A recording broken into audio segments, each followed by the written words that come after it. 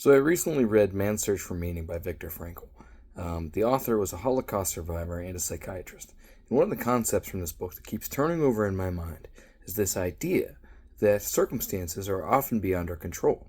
However, how we conduct ourselves within the confines of those circumstances is still entirely up to us. This book made me think of two fictional characters that find themselves in circumstances that are beyond their control, and each of them handles it wildly different. First on my list is Winston from George Orwell's 1984. Winston is a reminder that when the screw begins to turn, we don't always act with the sense of integrity that we believe ourselves to have. For example, in this book, Winston finds the love of his life, and that love is used against him, and he's tortured and ultimately sells out the love of his life. It's a reminder that sometimes the circumstances around us can cause us to break our sense of integrity. The other character on my list is Ivan from One Day in the Life of Ivan Desnezovich.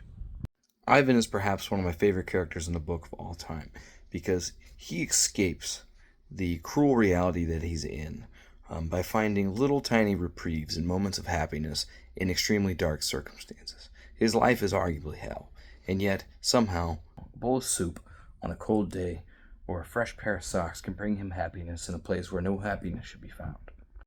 We learn throughout the book that Ivan will probably never escape the physical barriers that surround him, and yet in his mind he's still free.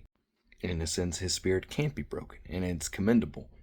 So it begs the question that we often have to toil with ourselves about how will we behave if and when we're ever tested. Will we emerge as something dark that we never thought was there? Will we behave with a sense of integrity and honor and find in us a strength that we didn't know we have? Many of us will never find out, and that's okay. It's all part of the journey, right? But we can ask these type of questions about who we will be to figure out who we already are.